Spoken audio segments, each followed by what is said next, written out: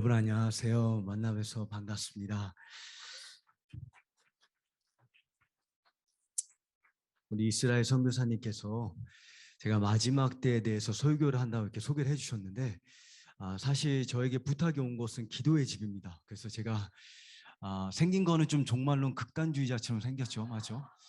그래서 제 전문 분야가 이제 마지막 때는 맞는데 아마 부탁이 안 왔으면 제가 아마 마지막 때 이제 야곱의 제가 이제 아이압에서 강단에 설 수 있는 기회가 이제 3번 있었는데 첫 번째 제가 전한 메시지가 아마겟돈의 예수님의 아름다움, 두 번째 사랑병을 위한 야곱의 환란, 그다음에 이제 세 번째 누가 야곱의 환란을 위한 선교사가 될 것인가. 그래서 사람들은 제가 종말론을 굉장히 사랑하는 줄 압니다. 근데 생긴 것과는 달리 저는 친밀함의 사람입니다. 네, 아멘이시죠, 여러분?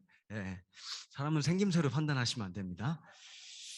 제가 오늘 여러분과 나누기 원하는 이 메시지는 이제 왜 기도의 집인가라는 이제 제가 여러분께 질문을 드리고 그 질문 이제 답할 것인데 저는 여러분께 어떤 기도의 집에 신학을 제공하기 위해서 신학을 이제 제공하기 위해서 제가 이 메시지를 준비한 것은 아니었고 5년 전에 제가 이제 처음이 아니라 이제 아이압에 있은 지는 이제 11년 차인데 제가 아이압의 11년 가운데 7년이라는 시간은 이제 거의 AMP라는 이제 그 열방 기도의 집에서 섬겼습니다. 근데 이제 열방 기도의 집에서 우리 이성재 목사님과 또 우리 이스라엘 선교사님과 앤디원 목사님과 많은 분들과 저희가 오랜 시간 동안 섬겼는데 오랜 시간 동안 섬기는 가운데 너무 오랜 시간 동안 너무 어르신들만 계신 거예요. 그리고 너무 소수의 사람들만 그 자리를 지키고 있는 거예요. 그리고 이제 AMPR 같은 열방 기도실에 있다 보면 거의 마이클 비크 목사님이나 이런 주된 리더들이 거의 방문 안 합니다. 그래서 제 20대 이제 나이에 제 주변 친구들은 막 루인근 목사님 밑에서 멘토 받고 8만 명 집회 앞에 서고 막 이러는데 제 삶은 정말 한 분의 청중이 노래할 때는 좋지만 삶으로 실제 살려고 하니까 맞죠? 또 중보기도 선교사로서 이 미국에서 살아가는데 제가 처음에는 많은 동기부여가 있었던 것 같아요. 왜 아이압에 있기를 원했고 또 아이압에서 섬기기 원했던 많은 동기부여가 있지만 처음에는 이제 열정 때문에 있었는데 나중 가서는 영주권을 주겠다고 하더라고요. 그래서 이제 군대를 안 가도 되니까 그게 뭐 주된 동기부여였다고 말씀드릴 수는 없습니다. 네. 근데 이래저래 많은 이유로 많은 분들이 저를 포함해서 아이압에 거하고 아이압에서 사역을 하지만 아이압에 있다고 해서 여러분 기도의 집을 하는 것이 아닙니다. 아이압에 있다고 해서 기도의 집을 하는 것도 아닙니다. 그 씨름과 갈등을 하고 있는 가운데 제가 정말 내 20대를 아무도 보지 않고 인정해주지 않는 이 자리에서 목청이 터지도록 북한을 위해서 기도하면 가치가 있을까? 다른 사람이 하는 것은 인정해줄 수 있겠는데 미스티라면 내가 응원해줄 수 있겠는데 아무도 지켜보지 않는 저 못생긴 골방에서 맞죠? 제 주변 친구들은 막 전 세계를 비행기 타고 돌아다니는데 그 친구들의 인스타그램을 보면 제 삶이 얼마나 하찮은지가 느껴지는 거예요. 그때 제가 던졌던 질문이 진짜 이거 가치 있을까? 그래서 아직도 기억이 나는 게 5년 전에 기도실에 들어가서 마이클 비크 목사님이 이제 토요일 날 같은 경우에는 마이클 비크 목사님, 미스티 그리고 한 두세 명밖에 없습니다. 진짜 이 기도의 집에 올인한 그 몇몇의 사람밖에 소수밖에 없습니다. 지금은 여러분께서 이제 더 샌드 때문에 막 7만 명이 왔기 때문에 막 기도의 집이 막 이렇게 항상 뜨거운 것 같으시지만 예, 보통 가끔 가다가 이제 6시 세트 인도하는 아침 오전 6시 세트 인도하는 친구들은요 신발도 거꾸로 신고 와요. 그 무대 위에 서서 자기가 거꾸로 신는 거 보고 알고 웃어요. 그게 현실이에요, 여러분. 그게 현실이에요. 그거를 살아가다 보면서 이제 제가 한 번 이제 마이크 비크 목사님에게 딱 보는데 저 안에 저도 모르게 이런 질문이 갑자기 온 거예요. 마이클 비클이 기도의 집 그만한다고 하면 과연 나도 기도의 집 할까? 근데 그때 제가 알았어요. 나는 아직 기도의 집에 대한 비전이 없구나. 나는 기도의 집에서 알지도 못하는구나. 그때 제가 성경을 가지고 2년을 기도의 집이 무엇인가를 씨름했습니다. 기도의 집에 대한 전문가가 되고 싶어서가 아니라 제가 살아가는 이 삶에 정말 가치 있는지를 알고 싶었어요. 수천 명의 많은 젊은이들이 전 세계에 예수님이 복음 전도되지 않은 그곳에 가서 복음 전도하는, 예를 들자면 여러분 더센데 갔을 때 그 청소년 아이들 말씀 전하는 거 보면 막 뜨겁지 않습니까? 맞죠? 근데 그게 저의 DNA거든요. 예, 저희 아버지 하루 8시간씩 방언 기도 하시던 분입니다. 제가 12살 때부터 아버지랑 키르기스탄 다니면서 복음 전도했고, 제가 12살 때부터 아버지가 저를 성경에 10장씩 시키셨어요.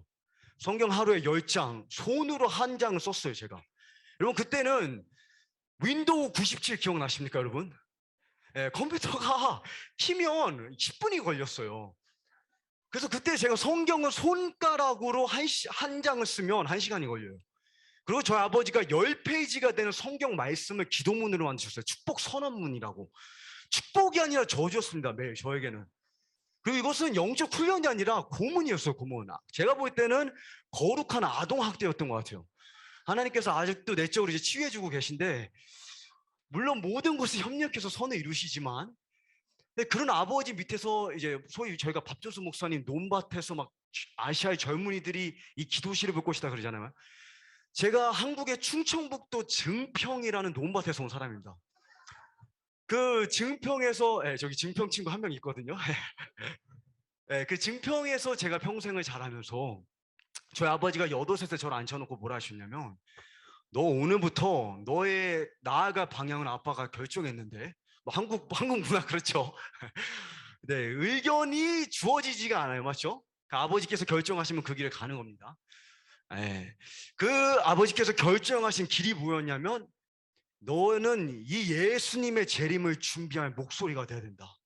근데 저는 그게 뭘 의미하는지도 몰랐고, 그때부터 저의 영적 고문이 시작이 된 거예요. 저희 아버지가 방언 기도를 얼마나 많이 하시는 분이냐면, 차에 타서 저희 아버지가 가만히 계신 걸 본 적이 없어요. 셔까따까르러사때 장 보러 가면요, 저희 아버지의 야망이 무엇이었냐면, 사도 바울이 내가 너희 모두보다 방언을 더 많이 하는 곳에서 하나님께 감사한다 그러잖아요, 맞죠? 그 고린도전서의 그 사도 바울의 그 발언을 저희 아버지가 챌린지 하신 분이에요. 저는 그 아버지의 챌린지가 하늘에 가면 입증될 것이라고 믿는 사람입니다. 저는 11살 때 자다가 깨어나면요, 부모님이 자기 전에 물 마시지 말라 그러잖아요, 맞죠? 근데 꼭 마시는 아이들이 있습니다. 그래서 제가 항상 자다가 일어나가지고 냉장고 문을 열고 오줌을 쌌어요. 근데 제가 이제 그런 습관이, 자다가 일어나면, 제가 아직도 기억이 나는 게, 저희가 이제 주택에 살았는데 그 시골에서, 주택에 저희가 이제 여름에는 더우니까 창문 아버지께서 항상 열어놓으셨거든요. 근데 그 창문을 통해서 저희 아버지의 방언 기도가 항상 들렸어요. 고나나의 고나나나나나의, 저희 아버지가 항상 많이 부르셨던 찬송 간사 중 하나가, 내 구주 생각만 해도 내 마음이 좋거든.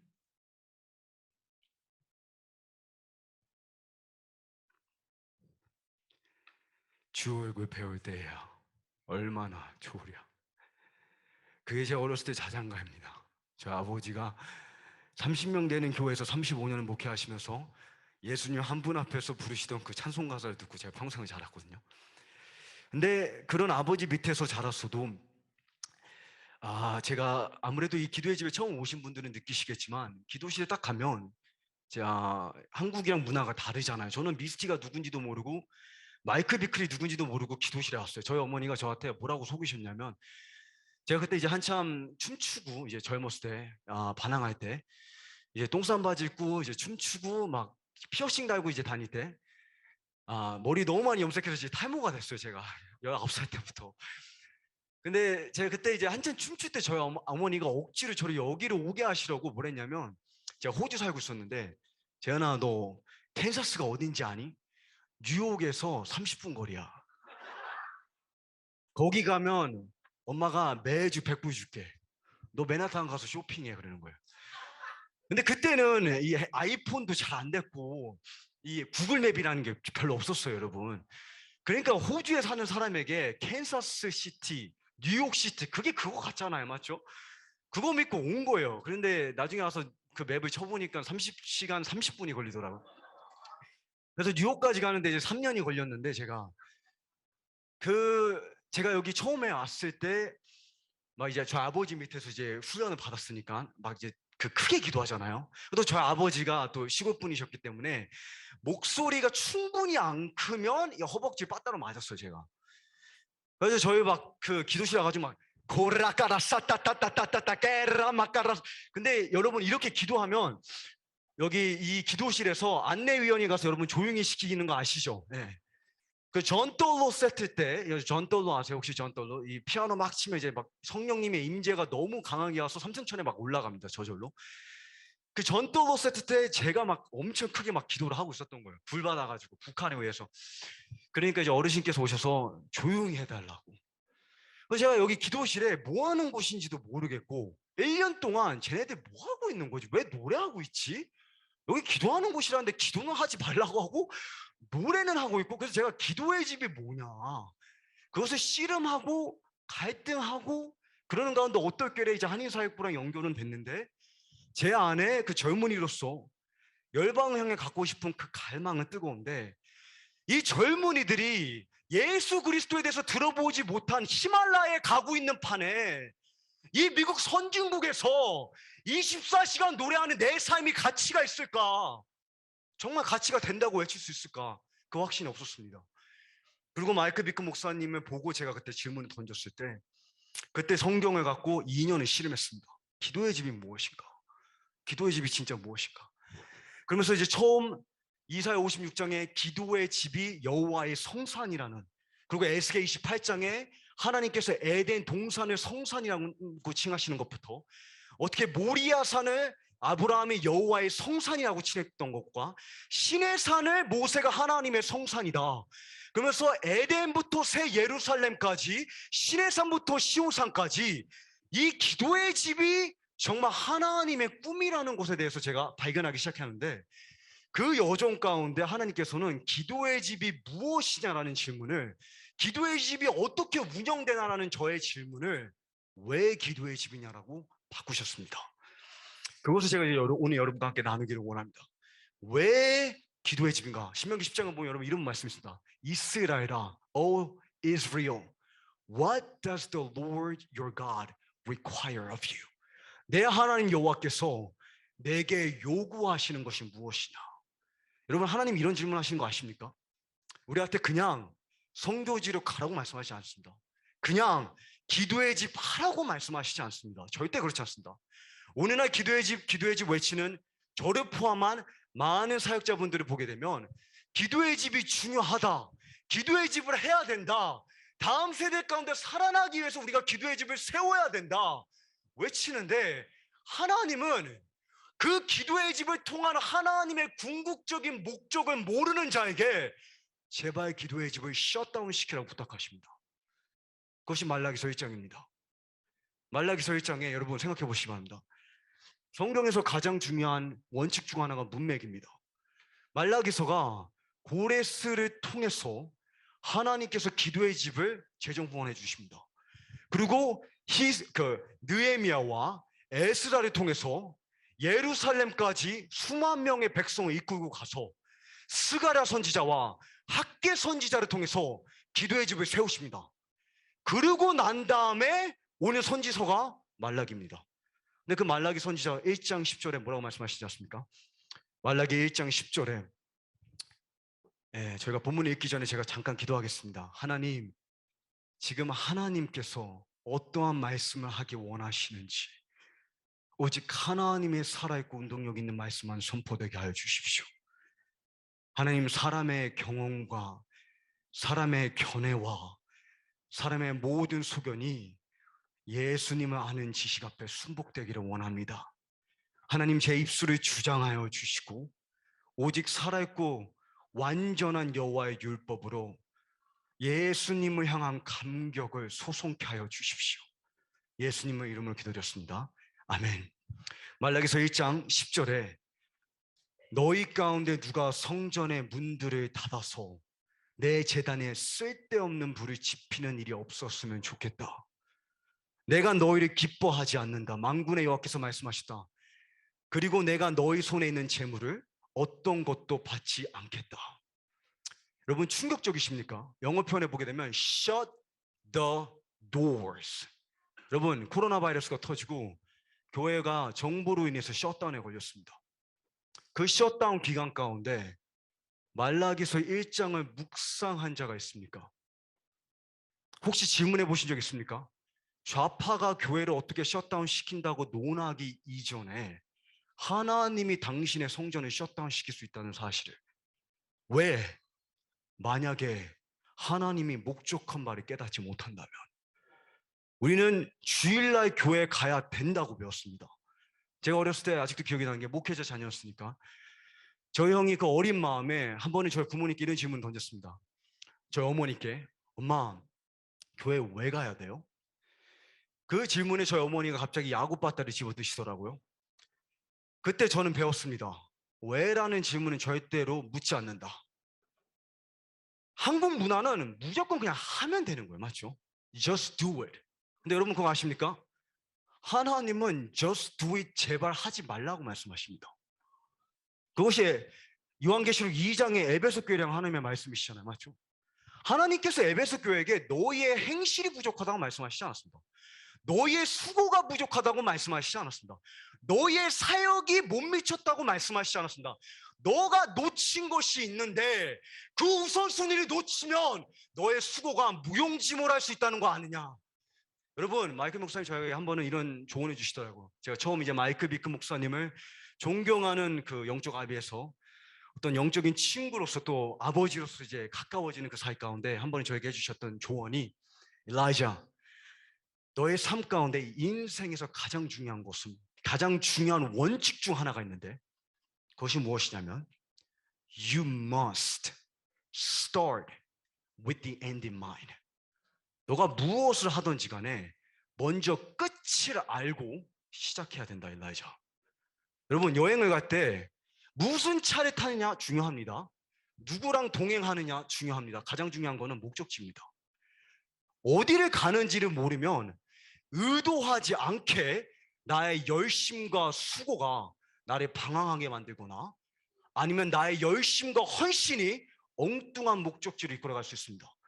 그곳의 얘가 누구냐면 바로 말라기 1장이고 마태복음 7장에 주여 주여 하는 자마다 다 천국에 들어갈 것이 아니요 주여 내가 주의 이름으로 귀신을 쫓아내고 죽은 자를 살리고 병든 자를 고치지 아니하였습니까? 그날에 내가 너에게 말하니니 나는 너를 도무지 알지 못하니 내 아버지의 뜻대로 행하지 않은 이 악한 자야. 왜 악할까요? 하나님의 의도, 하나님의 뜻, 기도의 집을 향한 하나님의 목적을 헤아리지 않았기 때문입니다. 그래서 저는 오늘 여러분께 예수님을 향한 사무친 감격이 여러분 안에 불타지 않기 전에는 제발 기도의 집 하지 말라고 부탁드리기 원합니다. 여러분 왜 기도의 집, 제가 기도의 집을 이제 방문하다 보면 처음에는 열정을 참고로 제가 여러분 오늘 이 기도의 집이라는 이 주제에 대해서 부탁을 받았기 때문에 이렇게 기도의 집에 대해서 설교를 해드리지만 여러분께서 기도의 집을 하시던 안 하시던 이 자리에 제가 믿기로는 기도의 집을 안 하시는 분들이 더 많습니다. 그래서 저의 오늘 이 메시지는 기도의 집에 제한되는 메시지가 아닙니다. 이것은 여러분이 무엇을 하시던지 간에 여러분의 삶을 향한 하나님의 원띵에 대한 비전입니다. 그것을 이제 저는 기도의 집에 접목을 시킬 것입니다. 이해가 가시죠? 그렇기 때문에 제 설교는 기도의 집에 적용해도 여러분께서 제 메시지를 들으시면서 여러분의 개인의 삶 가운데 한번 자문해 보시기 바랍니다. 하나님께서 이스라엘 백성에게 또 교회에게 기도의 집을 우리가 세워야 된다. 또 제가 이제 사역단체를 방문하다 보면 기도의 집을 처음에는 감격과 열정과 흥분을 가지고 세웠는데 5년이 가고 7년이 가서 셧다운하는 기도의 집들을 보게 됩니다. 근데 그 기도의 집들을 보게 될 때 가장 큰 요인 중 하나가 무엇이냐면 이런 말을 한 번은 이 한 큰 교회, 미국에서 어떻게 보면 가장 잘 알려진 하나의 교회에 기도의 집을 시작을 했는데 그 기도의 집을 이제 문을 닫았어요. 그때 거기에 있던 사역자가 저에게 말하기를 우리 교회 장로님들께서 이 인력과 자원이 가치가 안 된다고 말씀하십니다. 여러분 그거 아십니까? 기도의 집을 왜 하십니까? 부흥받으려고 하십니까? 북한의 문이 닫혀서 하십니까? 여러분 그거 아십니까? 북한의 그 수천만의 영혼들이 정치범 수용소에서 탈출을 하던 못하던 예수님을 존경하십니다. 이스라엘이 회복되던 못되던 예수님을 존경하십니다. 그것이 3층 천에 올라간 요한이 본 실체입니다. 내가 보좌에 앉으신 이를 보니 스랍들이 밤낮 쉴 수 없는데 멈추지 못하는데 왜 멈추지 못합니까? 여호와는 광대하시니 그 광대하심은 측량치 못하리로다. 측량할 수 없는 하나님의 광대하심이 우리 안에 사무친 감격이 될 때 멈출 수 없는 예배가 터져 나오는 것입니다. 그 감격을 느끼기 전에 기도의 집 세우지 마십시오, 여러분. 그 감격이 예수님의 존귀하심에 대한 감각이 우리에게 이식되지 않는다면 제단 위에 불은 반드시 꺼질 것입니다. 근데 만약에 하나님께서 그 감각을 우리에게 주신다면 하나님께서 그 불을 지탱하실 것이고 하나님께서 그 불을 불태우실 것입니다. 다윗이 성전 위에서 온 이스라엘 백성에게 비전 캐스팅을 할 때, 그리고 자신들의 지도자들에게 비전 캐스팅을 할 때 한 가지 요구하는 게 뭔지 아십니까? 오직 역대상 29장에 제가 본문에 읽도록 하겠습니다.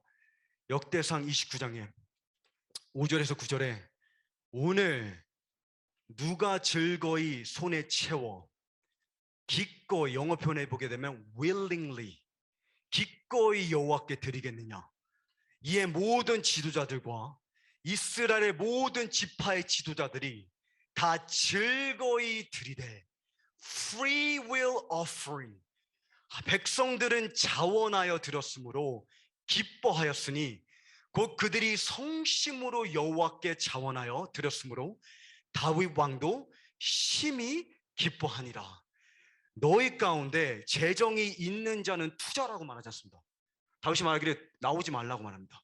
오직 너희 가운데 하나님을 향한 자원하는 심령을 견딜 수 없는 자는 나오라. 그러한 자는 기꺼이 나와서 손에 채워질 수 없을 만큼 하나님께 내어드리라. 여러분, 이것이 스랍들과 24장로의 실체입니다. 면류관 던지라고 누가 의무를 제시하지 않았습니다. 그들에게는 어젠다가 있지 않습니다. 요구사항도 없습니다. 필요도 존재하지 않습니다. 영원한 세계에 우리의 모든 필요가 채워졌을 때 하나님께서 내 자녀들을 구원해 주시고도 하나님께서 나의 모든 약속을 성취하시고 난 다음에도 북한의 문이 열리고 난 다음에도 여러분, 제단 위에 불은 꺼질 수 없는 거 아십니까? 존귀하신 어린 양, 영광과 존귀와 감사와 찬양을 받으시기에 합당하도다. 그 예수님의 합당하심이 여러분 내면에 사무친 감격이 되기를 간절히 소망해 봅니다. 그것을 전제로 제가 이제 여러분께 구체적으로 묻기 원합니다. 하나님은 왜 기도의 집을 요구하실까? 주님의 목적은 무엇일까? 저희가 많은 본문을 볼 수 있게 되겠지만 제가 여러분께 딱 4가지 본문을 하이라이트 드릴 것입니다. 제가 첫 번째로 여러분께 보기 원하는 본문은 레위기 26장인데요. 레위기 26장에 여러분께서 레위기 26장을 보시게 되면 제가 성경 이제 지난 한 5년 정도의 시간 동안 이제 마이클 비큰 목사님과 함께 마지막 때 150장이라는 그 성경의 그 시리즈를 제가 한 일주일에 한 20시간 이상씩 진압적으로 연구를 했습니다. 성경을 가지고. 이거는 제가 뭐 다른 것보다도 진짜 교회가 마지막 때 환란을 통과해야 될까? 하나님의 계획이 무엇일까? 제가 이것을 이제 기납적으로 한 본문 신명기 4장, 민수기 22장부터 24장, 시편서에, 이사야서에, 예레미야서에 공부해 나가는 가운데 여러분, 이 성경을 보게 되면 레위기서와 신명기, 이 레위기 26장과 신명기 28장은 성경에서 가장 중요한 본문이라고 해도 과언이 아닙니다. 왜 그러하냐면 선지서 전체가 레위기 26장과 신명기 28장에 압축되어 있는 원칙에 의해서 좌우됩니다. 근데 이게 뭐가 중요하냐면 이스라엘의 과거를 좌우할 뿐만 아니라 이스라엘의 미래, 우리가 소위 말하는 마지막 때 있죠. 우리는 그냥 보통 마지막 때 그냥 표면적인 팩트만을 인지하려고 합니다. 예를 들자면 마지막 때 후 3년 반의 대환란이 있을 것이다. 다니엘이 490년이 있다.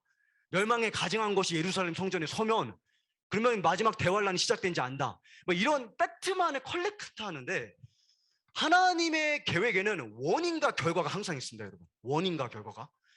근데 이 원인과 결과에 예를 들어서 다니엘 9장을 보게 되면 예레미야 선지자가 말한 70년이 왜 490년이 되신지 아십니까? 우리는 490년으로 늘어났다는 거 아는데 왜 그런지 혹시 아십니까? 레위기 26장 때문입니다. 근데 제 포인트는 레위기 26장을 보시게 되면 너희가 내 말씀에, 우리가 잘 알고 있죠? 순종과 불순종, 복과 저중. 단순하잖아요, 맞죠? 근데 이 단순하고 심플하고 기초적인 진리가 이스라엘의 4,000년을 좌우한다는 겁니다. 마지막 때까지. 근데 포인트는 뭐냐면 너희가 불순종하고 내 언약을 어기면 내가 너희를 저주할 것인데, 하나님께서 말씀하시기를 저주한 후에도 그럼에도 너희가 돌아오지 않으면 내가 나의 징계를 7배로 증가할 것이라는 건 4번 말씀하십니다. 70년이 7배를 곱하면 뭐가 되죠? 490년입니다. 이해가 가시죠? 제 포인트는 레위기 26장이 그만큼 중요하다는 것입니다. 여러분께서 구약을 읽으시는데 레위기 26장과 신명기 28장을 모르면 그것을 다시 기초로 삼으셔야 돼요. 그래야지 선지서가 열립니다. 자, 근데 레위기 26장을 보시게 되면 하나님께서 언약을 설명하실 뿐만 아니라 여기서 성막의 목적을 계시하십니다. 그것이 이제 11절과 12절의 본문인데, 자, 이 성막의 목적을 보게 되면 내가 내 성막을 너희 중에 세우리니 내 마음이 너희를 싫어하지 아니할 것이며 나는 너희 중에 행하여, 내가 성막을 너희 중에 세우리니, 내가 성막을 세우는 목적이 무엇이냐? 너희 중에 행하여. 여기서 행하여라는 이 단어, 히브리 원어가 창세기 3장 8절에 하나님께서 아담과 동산에 거니셨다라는 똑같은 표현입니다. 무슨 말이냐? 성막의 목적이 무엇이냐? 휴대용 에덴 동산이라는 겁니다. 이해가 가시죠? 에덴 동산에서 하나님과 아담이 누렸던 이 실체를 다시 재현하는 것이 성막의 목적인데, 그렇다면 이 에덴과 성막의 목적이 무엇이냐? 하나님께서 말씀하시기를 너희의 하나님이 되고 너희는 내 백성이 될 것이라. I will be your God and you will be my people. 자, 나는 너의 하나님이 되고 너는 내 백성이 되리라. 근데 역사가 증거하는 바 이스라엘이 하나님의 목적을 4,000년 동안 헤아리지 못합니다. 수천 년에 걸쳐서 기도의 집이라는 형식과 모델은 유지는 했는데 하나님의 하트와 하나님의 심장과 하나님의 목적이 뭔지를 헤아리지 못한 거예요. 그러했을 때 하나님께서 어떠한 메시지를 선포하시냐? 그것이 예레미야 7장입니다. 예레미야 7장을 보시게 되면 예레미야 7장 22절부터 23절에 대저 내가 너희 열조를 애굽 땅에서 인도하여 낸 날에 번제나 희생에 대하여 말하지 아니하며 명하지 아니하고 오직 내가 이것으로 그들에게 명하여. 자, 보십시오, 여러분. 영어 표현에 보게 되면 I did not ask of you. 내가 너에게 요구하지 않았다, 이렇게 말씀하셨어요. 번제나 희생에 대해서. 여러분, 이게 얼마나 충격적이고 어이가 없고 황당한 말씀인지 아십니까? 레위기서 전체가 번제와 희생에 대한 거예요. 이스라엘 백성이 번제와 희생을 지키려고 수천 년 동안 어떠한 길을 걸어서 예루살렘까지 갔는지 아십니까? 그런데 하나님께서 나타나서 나는 너한테 번제나 희생에 대해서 요구하지 않았다. 이거는 마치 23주년 아이압 기념일에 천사가 마이클 비클에게 나타나서 나는 너한테 아이압 기도의 집 요구하지 않았다는 건 똑같습니다. 근데 이게 왜 이 예레미야 7장이 왜 더 중요하냐? 예수님께서 성전을 뒤집어 엎으실 때 너희가 기도의 집을 강도의 소굴을 만들었다고 그러시죠. 그때 인용하시는 강도의 소굴이 예레미야 7장의 말씀입니다. 신약에서 어떠한 문구를 인용하면 그 본문 전체 메시지를 인용하고 있는 것입니다. 무슨 말이냐? 예수님께서 성전에 뒤집어 엎으셨을 때 뭐라 말씀하시냐면 가서 예레미야 7장에 내가 왜 기도의 집을 원하는지, 번제와 희생의 목적이 뭐라고 말했는지 너 읽어보았느냐? 그것이 기도의 집이다. 이렇게 말씀하신 거예요. 내가 이것을 구하지 아니하느니 23절의 영어 표현에 보게 되면 but, 그러나 내가 구한 것은 이것이니 하나님께서 말씀하시기를 너희는 내 목소리를 들으라. 그리하면 나는 너의 하나님이 되겠고 너희는 내 백성이 되리라. 그리하면 then I will be your God and you will be my treasured possession. 너는 나의 특별한 소유가 되리라. 근데 이스라엘이 이러한 하나님의 선지자적인 메시지와 반복된 하나님의 설득을 불구하고 하나님의 말씀을 거부합니다. 들을 수 있는 귀가 없고 볼 수 있는 눈이 없는 것이죠. 그러할 때 이스라엘과 하나님이 어떠한 절정에 이르냐? 갈라지는 시점에 이릅니다. 그것이 호세아서의 메시지입니다. 맞죠? 호세아 1장을 보게 되면 하나님과 이스라엘이 이혼서를 작성하는 순간입니다. 근데 포인트는 무엇이냐면 하나님과 이스라엘의 갈라짐의 극치가 무엇인지 아십니까? 그 메시지가 무엇이냐? 호세아 1장 9절에 여호와께서 이르시되 그 이름을 로암미라 하라. 로암의 의미가 무엇이냐? 너희는 내 백성이 아니요 나는 너의 하나님이 되지 아니할 것입니다. You are not my people. I am not your God. 하나님과 이스라엘의 갈라짐의 최고적인 표현이 너와 내가 서로의 전적인 소유가 되었어야 하는데 그것을 이루지 못한 결과 너와 나가 서로의 소유가 아니라는 것입니다. 근데 이러한 이스라엘의 끈질긴 패역함과 완악함에도 하나님은 반드시 나는 너의 하나님이요 너희는 내 백성이라는 비전을 성취하십니다. 왜 그러하냐? 이스라엘의 패역함보다 예수님의 존귀하심이 더 강렬하기 때문입니다. 이스라엘의 완악함보다 예수님의 합당하심이 더 강렬하기 때문입니다. 그러하기 때문에 하나님께서 옛 언약으로 이룰 수 없었던 그 하나님의 비전을 새 언약을 약속하시는데 말씀하시기를 내가 그 날에 무덤을 열고 너를 무덤에서 끄집어내서 메마른 너의 뼈에게 생기를 불어넣고 새 심장을 이식하고 새 감각을 형성하고 너 안에 새 감격을 집어넣어서라도 나는 너의 하나님이요 너는 내 백성이 될 것이라. 그것이 하나님의 부활의 소망입니다. 우리는 부활의 필요만을 강조할 때가 있는데 여러분 부활의 목적이 있다는 거 아십니까? 에스겔 37장 우리가 많이 인용하잖아요. 맞죠? 에스겔 37장 부흥 집회할 때 무조건 부흥상 강사가 인용해야 되는 말씀 에스겔 37장입니다. 근데 여기서 주목할 것은 에스겔 37장은 사실 대한민국 부흥에 관한 게 아니라 이스라엘의 회복에 관한 것이고 두 번째 그 회복이 무엇을 목적으로 하는지를 관한 것인데 그 목적을 보시기 바랍니다. 에스겔 37장에 내가 생기를 너에게 불어넣겠다. 너희가 살아날 것이다. 내 백성들아 내가 너희 무덤을 열고 너희를 거기서 나오게 할 때 내가 그들을 범죄하고 타락한 자리에서 구원하여 하나님 이 죽어가는 다음 세대를 범죄하고 타락한 자리에서 구출하여 주십시오. 제가 하나님께 가장 많이 기도하는 기도 내용입니다. 영어 표현을 보게 되면 I will deliver you from all your backslidings. 너의 모든 타협에서 너의 모든 부패에서 내가 너를 구출하여 하나님의 영광을 위해서 내가 나를 위하여 이를 이룰 것이라.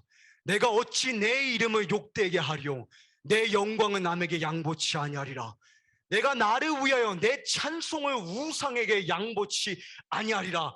이스라엘아 내가 이렇게 하면 너를 위함이 아니라 만민 가운데 내 이름을 욕되게 한 내 명성을 위하여 내 영광을 위하여 내가 너를 거룩하게 할 때 만민이 내가 여호와인 줄 알게 되리라. 여러분 북한의 동포들이 불쌍해서 하나님이 그 땅을 구출하시는 것이 아닙니다. 예수님의 존귀하심 때문에 하나님 북한의 정치 봉성소 때문이 아니라 예수님의 영광을 남에게 양보할 수 없기 때문에 하나님 그 땅의 문을 열어주십시오. 예수님의 찬송은 욕되게 할 수 없기 때문에 하나님 그 땅의 문을 열어주십시오. 이것이 하나님의 논리입니다. 이것이 하나님의 방법입니다. 그리고 이것이 하나님의 목적입니다. 그러면서 하나님께서 말씀하시기를 타락한 자리에서 너를 구하여 정결케 할 것이니 그들은 목적이 무엇입니까? 내 백성이 되고 나는 그들의 하나님이 될 것이다. 근데 거기서 끝나지 않습니다. 혹시라도 우리가 이 하나님의 목적을 너무나 익숙하게 너무나 가볍게 너무나 경솔하게 여기고 성경 읽기에 빠질까 봐. 그렇죠? 제가 10장을 읽을 때 여러분 저의 유일한 목적이 무엇이었는지 아십니까? 10장을 채우는 것. 한국의 이 개혁개정에 이 한자들이 얼마나 많은지, 그 8살 나이에 10장이 있는데 여러분 3시간이 걸립니다. 그때 제가 뭐 하나님의 목적이고 하나님의 마음이고 그게 중요했겠습니까? 근데 오늘날 성경 통독에 강조하는 분들이 많습니다. 근데 저는 성경 통독이 중요하다고 믿습니다. 근데 성경 통독할 때 우리에게 위험성은 무엇이냐면 장수를 채우고 있다는 것입니다. 하나님께서 설득하고 간절히 애타게 부르짖고 계신 하나님의 심장에 우리가 사무치고 있는 것이 아니라 5장 채우고 있는 거예요. 5장. 하나님께서 말씀하시기를 예수께 37장에 혹시라도 우리가 이 하나님의 비전을 놓쳤을까 봐 26절에 같은 본문에 내가 그들과 화평의 언약을 세워서 영원한 언약이 되게 하고 내 성소를 기도의 집을 그들 가운데 세워서 영원히 이르게 하리니 내 처소가 그들 가운데 있을 것이며 나는 그들의 하나님이 되고 그들은 내 백성이 되리라. 그런데 이 역사 가운데 하나님께서는 그 당신의 갈망과 열정에서 지칠 줄은 모르십니다. 하나님께서는 말씀하시고 또 말씀하시고 또 말씀하시고 성경의 모든 성경적 주제가 이 한마디에 압축되어 있다는 거 아십니까? 여러분께서 이스라엘에 대해서 알고 싶으시던, 친밀함에 대해서 알고 싶으시던, 마지막 때에 대해서 알고 싶으시던 성경의 모든 성경 주제를 찾아보십시오. 하나님께서 요한계시록 21장에 하나님의 6천년 인류 역사를 다 펼치시고 났을 때, 마지막 때 하나님의 말씀하신 모든 계획을 다 이루시고 났을 때 하나님께서 이루시는 비전이 무엇이냐, 인류 역사의 클라이맥스가 무엇이냐.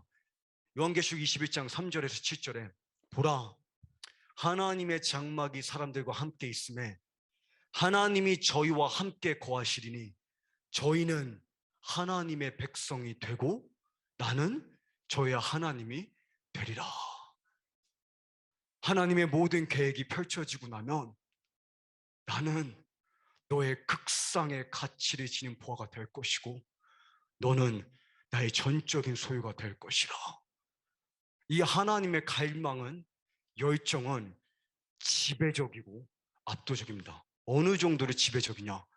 하나님께서 스가랴 13장 8절에서 9절에 왜 야곱의 환란을 보내시는지 설명하십니다.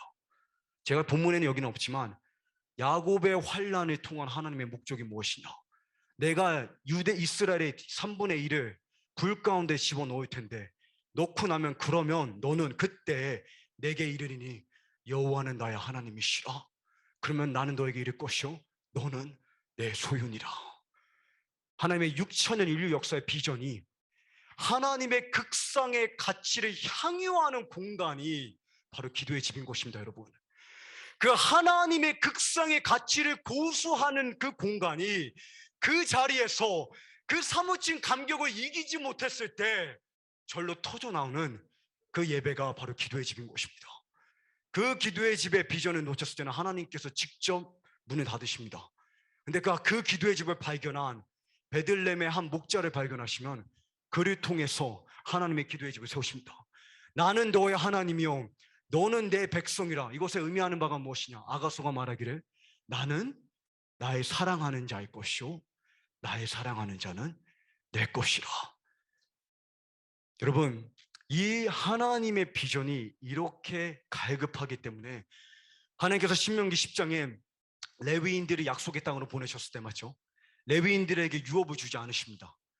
약속의 땅으로 가는데 너희에게는 기업이 없으니 하나님께서 말씀하시기를 레위는 그 형제 중에 분깃이 없으며 기업이 없으리니 여호와께서 말씀하신 같이 여호와가 그의 기업이니라.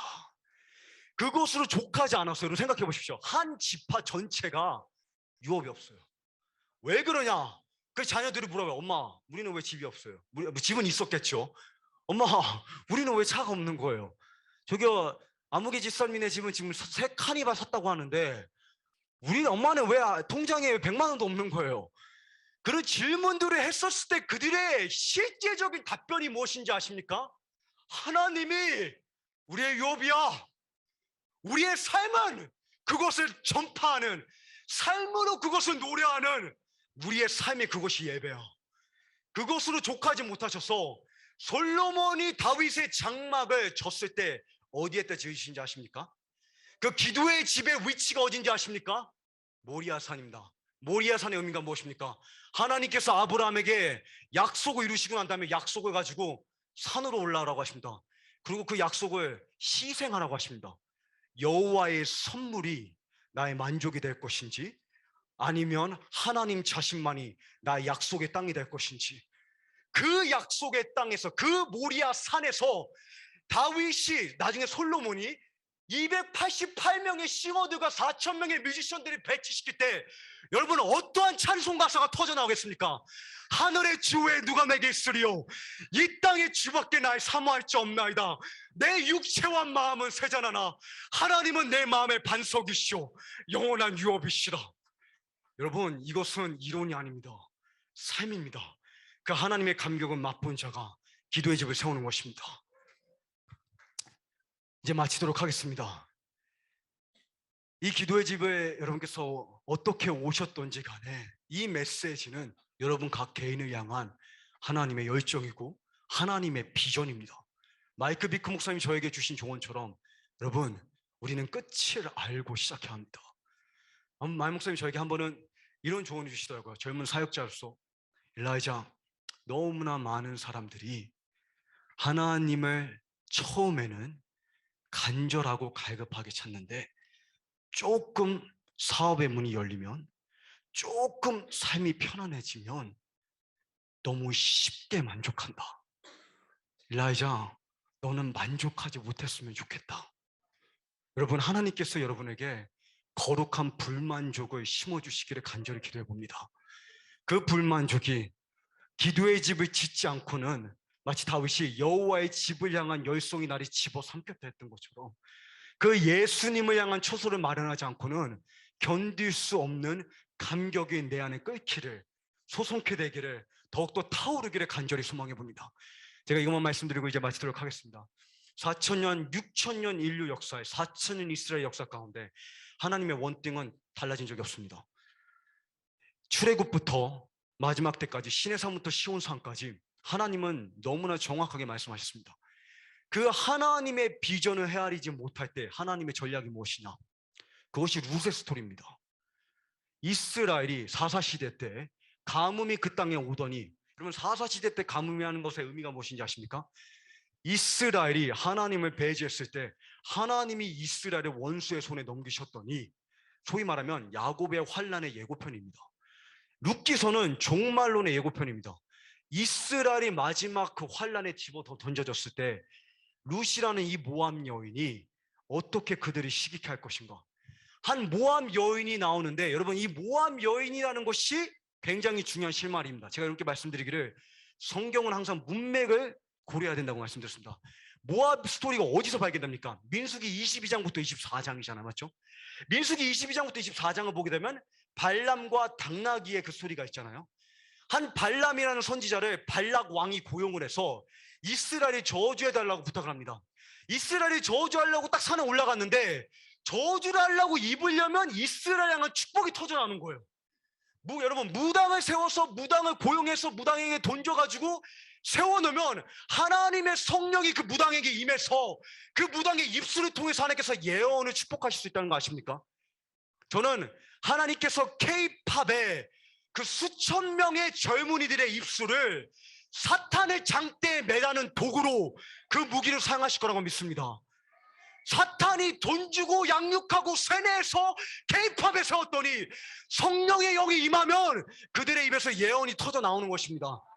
두고 보십시오. 하나님께서 사탄이 하만이 만든 장대에 하만에 매다십니다. 하만이 만든 K-팝에 하만에 매다실 겁니다. 발람이 입으려면 계속 이스라엘에 축복이 나오는 거예요. 그래서 발락에게 설득해요. 내가 이거 전문가인데 형님, 오늘 안 된다니까요, 이게. 그래서 발람이 발락에게 이스라엘을 축복하다 안 돼서, 이건 제가 이제 이 파트는 제가 만들어낸 시나리오인데, 일라이체 성경 번역입니다. 발람이 하다가 산 밑으로 내려가요. 근데 재밌는 게 뭐냐면, 신명기 22장부터 24장의 내용이 죄송합니다. 민수기 22장부터 24장의 내용이 모세가 신명기를 설교하고 있는 순간에 동시에 일어나는 장면이에요. 신명기 28장에 축복과 저주, 순종과 불순종에 대해서 설교하고 있는데 발람이 저주를 하려고 하면 자꾸 축복이 되는 거예요. 이해가 가시죠? 그 가운데 산 밑으로 내려가요. 산 밑으로 내려가니까 저기 진짜 선지자가 있는 거예요. 저 모세라는 사람.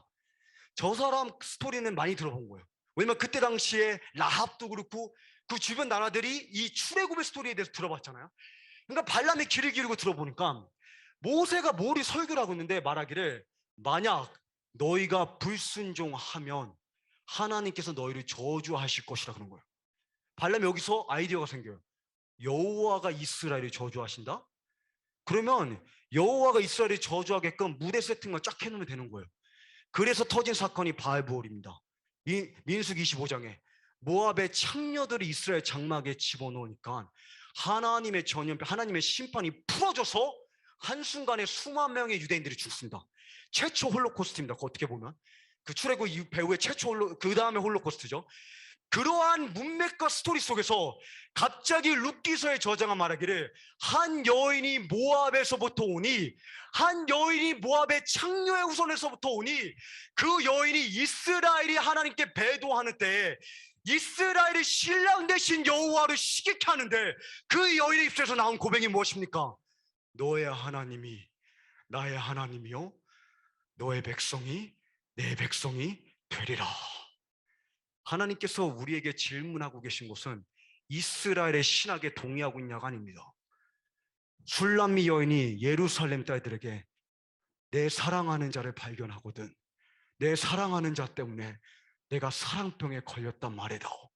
그때 술람 예루살렘 여자들이, 이스라엘의 남은 자들이, 여러분 아가서가 얼마나 종말론적인 예언책인지 아십니까? 예루살렘의 여자들이 뭐라고 묻습니까? 내가 사랑하는 자가 누구건데 너가 이렇게까지 사모하느냐? 여러분, 이스라엘이 우리의 삶을 보았을 때 그러한 질문이 시기나고 있습니까? 유대인들이 여러분의 삶을 보았을 때 그러한 물음표가 떠오르고 있습니까? 너가 사랑하는 예수 그리스도가 누구이길래 이렇게까지 당신은 사모하시나이까? 제가 여러분과 이렇게 질문하고 마치도록 하겠습니다. 기도하겠습니다. 우리가 지금 이 기도의 집에서 기도의 집이 무엇인지, 어떻게 기도의 집을 운영하는지 묻기 전에 저는 지금 제 자신에게 자문하기 원합니다. 또 여러분 스스로에게 질문해 보시기 바랍니다. 나는 정말 예수님의 존귀하심에 압도되어 있는가? 그분을 향한 감격이 여전히 내 안에 사무치는가? 여전히 나는 사랑병에 앓고 있는가? 아니면 어느새 그분의 선물로 만족하고 있는가? 저희가 함께 자리에서 일어나기 원합니다. 자리에서 일어날 때 제가 여러분과 함께 하나님께 이런 고백을 드리기 원합니다. 제가 이 메시지를 준비하는 가운데 하나님께서 저에게 이런 감동을 주시더라고요. 이 자리에 참석하신 한 분 한 분 하나님을 정말 그리워하고 갈급하는 마음이라고 저에게 감동을 주셨습니다. 여러분 한 분 한 분이 그러한 분인 줄을 믿습니다. 저의 기도 제목은, 또 제가 이 시간 여러분과 함께 고백하기 원하는 것은, 하나님, 우리 안에 하나님을 향한 그 사무친 감격을 보호하여 주십시오. 그 사무친 감격을 지켜주십시오. 예수님 향한 갈급함을 지켜주십시오. 여러분 20대 30대 젊은 청년이 예수님 향해 뜨거운 것은 누구나 할 수 있습니다. 근데 이 땅에서 살아가면서 가장 발견하기 힘든 것은 무엇인지 아십니까? 60대 어머니가, 아버지가 여전히 거룩한 불만족 가운데 살아가는 모습. 제가 보는 마이크 비크 목사님의 삶은 매일이 그렇습니다. 저는 그 한 분의 삶을 보면 만족할 수가 없습니다. 만족이 되지가 않습니다. 그분 한 분의 삶을 보면, 그분이 돈을 어떻게 쓰시는지를 보면 영원한 세계가 제 눈에 인쳐집니다. 그래서 제가 여러분을 위해서 기도하기 원하는 것은, 또 여러분이 지금 이 시간 하나님께 고백하기 원하는 것은, 하나님, 내 안에 예수님의 존귀하심에 대한 감격을 지켜주십시오. 그것이 여전히 내 안에 사무친 불이 되게 하여 주십시오. 예수 그리스도의 십자가를 생각만 해도 내 마음이 이렇게 좋기를 원합니다. 그래서 저희가 함께 이 시간 이 찬송을 함께 불러봤으면 좋겠습니다. 부르실 때 여러분께서 정말 예수님을 생각하고 결단하셨으면 좋겠습니다. 제 아버지가 항상 부르셨던 그 찬송 가사처럼 내 구주 예수를 생각만 해도 내 마음이 이렇게 좋거든. 주 얼굴 배울 때야 얼마나 좋으랴. 혹시 그 찬송 할 수 있을까요?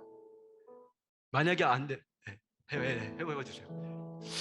혹시 그 찬송 가사 혹시 아시는 분, 성경책 있으시면 혹시 우리 찬양 인도하시는 분께 혹시 주실 수 있나요?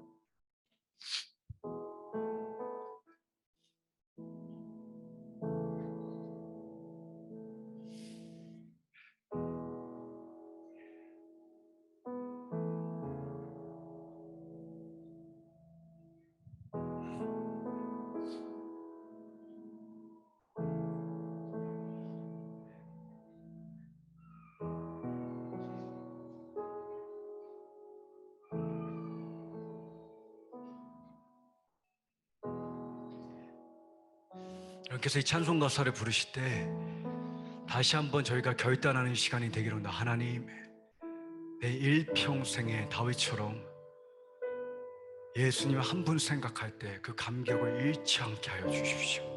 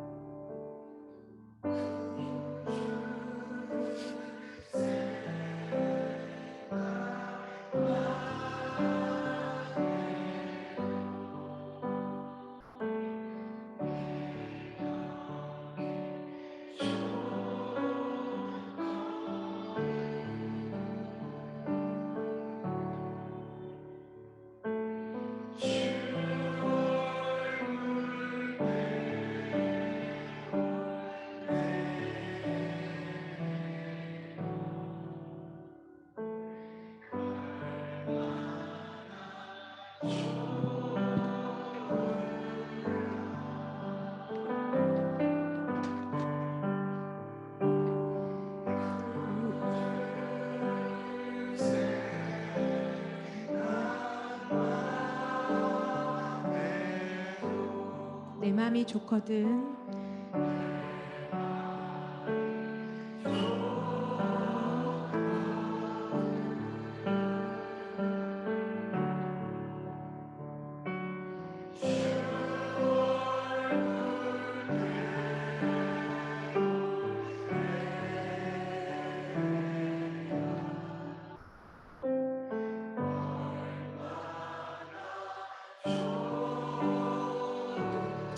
한 번 더 부르도록 하겠습니다.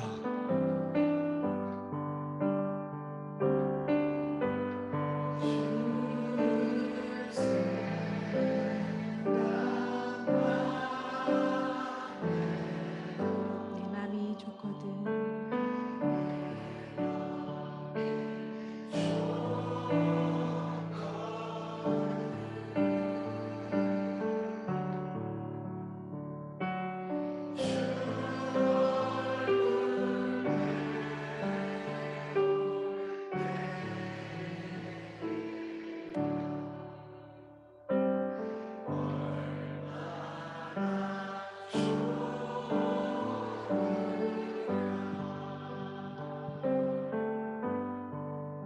하나님, 지금 이 시간 이 자리에 고백하는 모든 한 분 한 분을 인해서 하나님 감사합니다.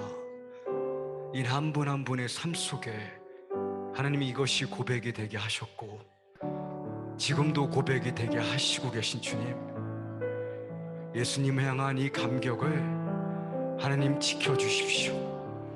성령님, 우리가 일평생에 이 원등을 놓치지 않을 수 있도록 이 하나님을 향한 그 예수님의 존귀하심에 대한 하나님의 아름다움에 대한 감각이 우리에게 날이 갈수록 인쳐지게 하여 주십시오. 하나님, 우리에게 새 심장을 주시고 우리의 마음 가운데 계속해서 예수님 한 분만을 그리워하며 예수님을 생각할 때 우리의 마음이 진정 기뻐할 수 있도록 그 신랑의 친구가 될 수 있도록 하나님 우리를 축복하여 주십시오. 하나님 그러한 은혜를 구합니다. 하나님 그 은혜가 우리의 삶 가운데 차고 넘치기를 원합니다. 하나님께서 이 갈망을 시작하셨으니 그 선한 일을 시작하신 하나님, 우리에게 사랑병의 은혜를 더하여 주십시오. 예수님의 이름으로 기도드렸습니다.